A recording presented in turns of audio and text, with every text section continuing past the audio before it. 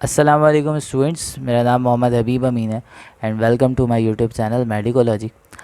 अच्छा बेटा, आज की वीडियो जो है हमारी बायोलॉजी से रिलेटेड नहीं है।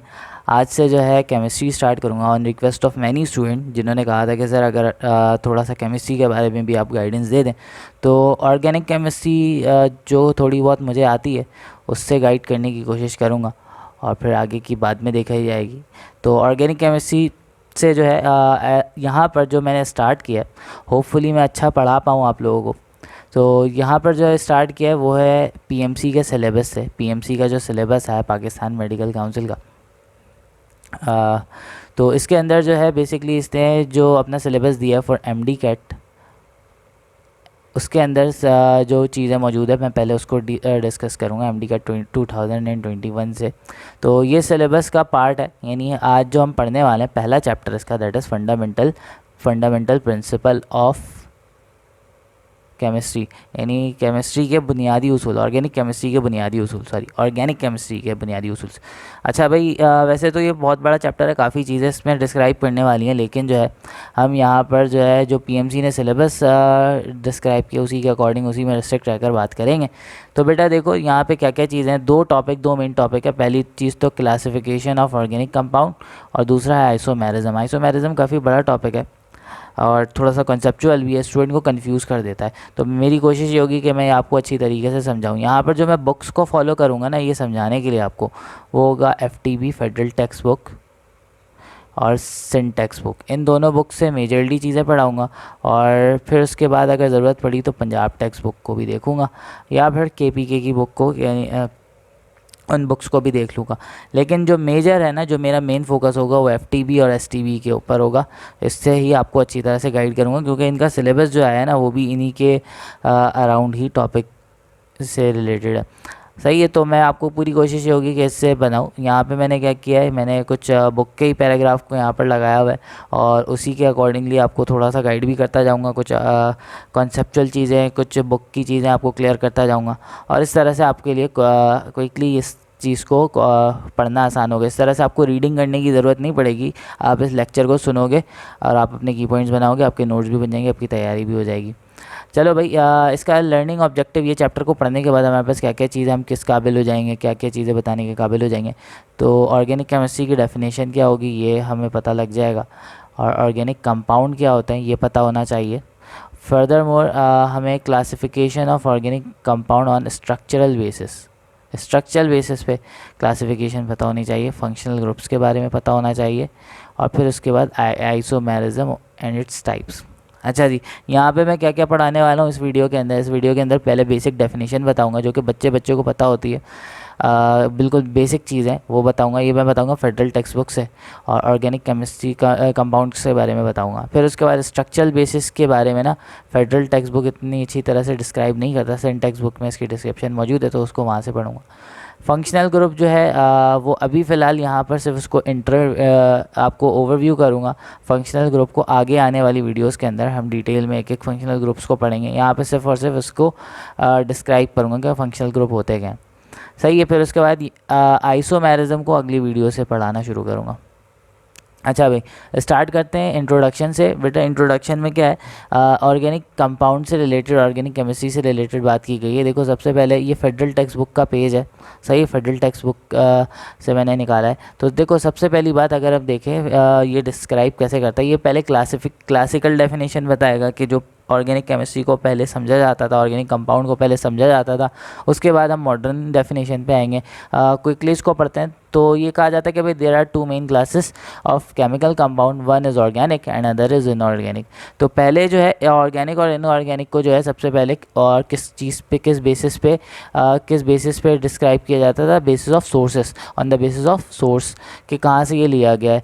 तो जो इनऑर्गेनिक कंपाउंड था ना, इनऑर्गेनिक कंपाउंड, उसका सोर्स क्या था, उसका सोर्स था मिनरल ओरिजिन। यानी अगर मिनरल ओरिजिन से या फिर आसान अल्फाज में जो नॉन लिविंग सब्सटेंसेस से, नॉन लिविंग पार्ट से जो भी चीज़ें मिलती थी उसको इनऑर्गेनिक कंसीडर किया जाता था। जैसे टेबल सॉल्ट है, मार्बल है, कार्बन डाइऑक्साइड है, ये सारी चीज़ें जो है।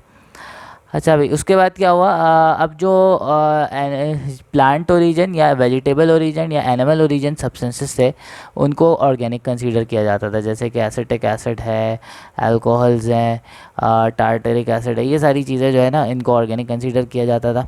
और बात भी बिल्कुल ठीक है, ये ऑर्गेनिक ही है, लेकिन उस वक्त जो डेफिनेशन बताई जाती थी वो 100% पॉसिबल नहीं थी, और ये नहीं ऑर्गेनिक कंपाउंड्स हैं। अच्छा, अब आते हैं ऑर्गेनिक केमिस्ट्री के ऊपर। तो ऑर्गेनिक केमिस्ट्री, इस बिहाफ पे ऑर्गेनिक केमिस्ट्री को क्या कहा जाता था कि organic chemistry is concern with chemistry of living material और substances which were at one time alive. यानी ऑर्गेनिक केमिस्ट्री जो है उन चीज़ों, उस केमिस्ट्री को डील करती है जो कि लिविंग ऑर्गेनिज्म से, लिविंग मटेरियल से रिलेटेड हो। यानी लिविंग सब्सटेंस, लिविंग मटेरियल की केमिकल बेसिस की स्टडी करना उस वक्त केमिस्ट्री को कहा जाता था, ऑर्गेनिक केमिस्ट्री को कहा जाता था।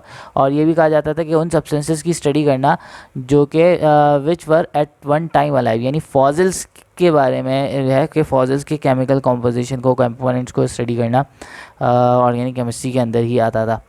अच्छा भाई, उसके बाद क्या था, यहाँ पर जो है अब ये चीज़ें बताई गई थी ऑर्गेनिक इससे रिलेटेड, ऑर्गेनिक केमिस्ट्री से रिलेटेड, कि भाई यहाँ पर जो है it is therefore concern with living plants and animal और सब्सटेंसेस लाइक कोल जो है पता है किस तरीके से बनता है, फॉसिल्स से फिर ड्राइव्ड होता है। खैर अभी हम इसको डिस्कस नहीं कर रहे। तो इन चीज़ों के बारे में ना कंसीडर किया जाता था कि ये ऑर्गेनिक है। तो अब जो है ऑर्गेनिक केमिस्ट्री की डेफिनेशन क्या है, ऑर्गेनिक केमिस्ट्री की डेफिनेशन क्या है, it is the chemistry of carbon containing compound. So it is the chemistry of compound of carbon, as carbon is an essential element. Carbon जो है एक one of the essential element है organic compound का। तो carbon containing compound जो है उसको जो है अब जो है कहा जाता है, ऑर्गेनिक केमिस्ट्री की जो न्यू डेफिनेशन है उनकी स्टडी करना जो कि कार्बन कंपाउंड की स्टडी करना जो कि कार्बन कंटेनिंग है।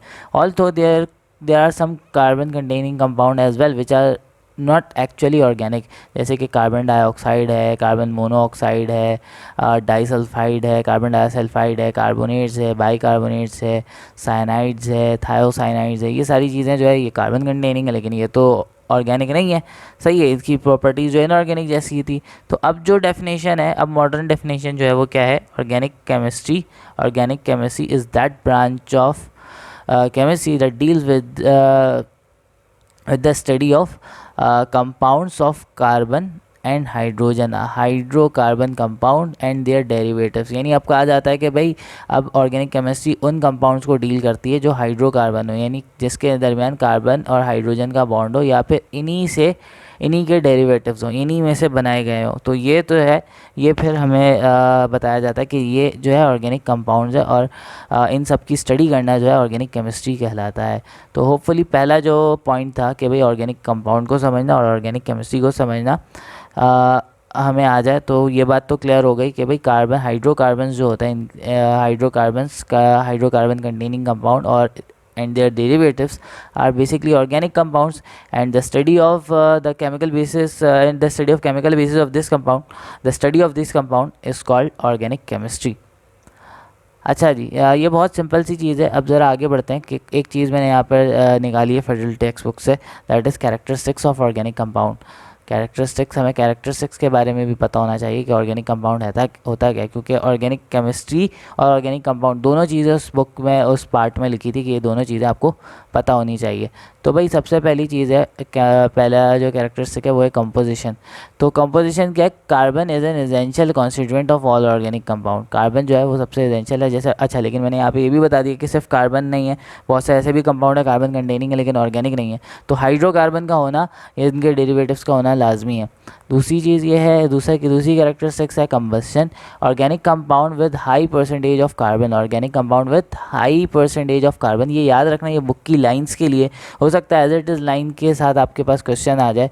Are generally combustible in nature. Organic compound with high percentage of carbon are generally combustible in nature. So you must remember that high percentage of carbon, those organic just like petrol है हमारे पास, petrol है, gasoline है, इनके पास क्या होता है, इनका carbon percentage जो है वो हाई होती है, तो they are combustible in nature.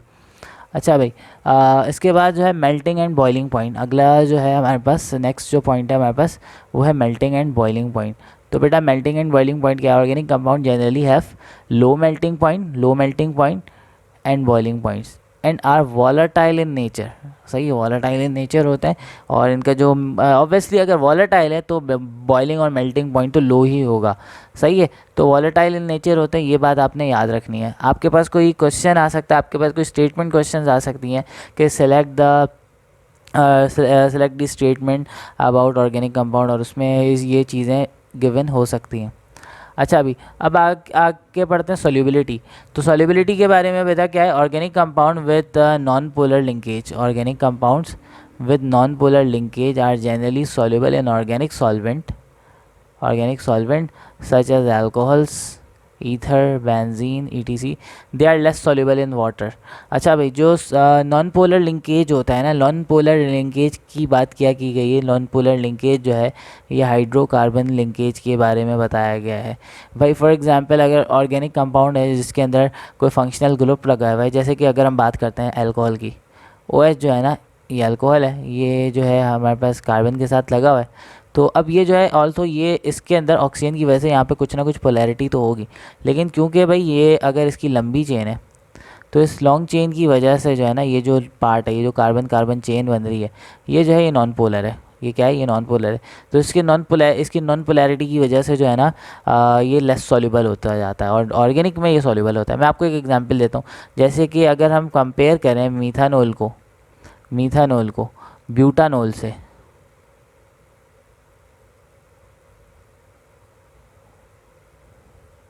सही है, अगर हम कंपेयर करें मीथानोल को ब्यूटानोल से,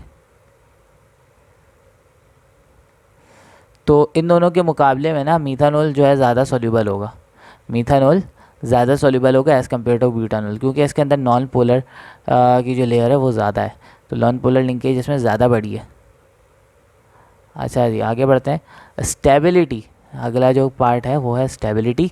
since organic compound have low melting point and boiling point, they generally decompose at high temperature into simple substance. अच्छा जी, हाई टेम्परेचर पे ये क्या होता है, डिकम्पोज हो जाते हैं सिंपल सब्सटेंसेस के अंदर, तो इसकी स्टेबिलिटी जो होती है ना एज़ कम्पेयर टू अदर वो कम होती है। तो बेसिकली क्योंकि लो मेल्टिंग पॉइंट है, हाई लो बॉइलिंग पॉइंट है, तो जब टेम्परेचर हाई होगा तो ये क्या हो जाएंगे, डिकम्पोज हो जाएंगे। सही है, डिकम्पोज हो जाएंगे। अच्छा जी, होपफुली आपको यहाँ तक की चीज़ें समझ में आ गई होंगी। कुछ चीज़ें और भी हैं, कुछ बातें और भी हैं जो कि मैं आपको समझाता हूँ। कुछ चीज़ें, कुछ कैरेक्टरिस्टिक्स और भी हैं इससे रिलेटेड। इसका यानी हमारे पास वो क्या है, मैं आपको ज़रा यहाँ पर समझाता हूँ। इलेक्ट्रिकल कंडक्टेंस, इलेक्ट्रिकल कंडक्टिविटी, जो कि शायद मैंने यहाँ पर उसको शो नहीं किया, लेकिन बुक में गिवन है, मैं आपको यहाँ समझा देता हूँ। दैट इज़ इलेक्ट्रिकल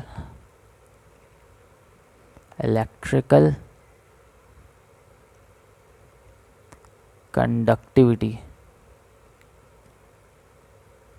तो basically electrical conductivity, due to the presence of covalent bond, organic compound are poor conductor of electricity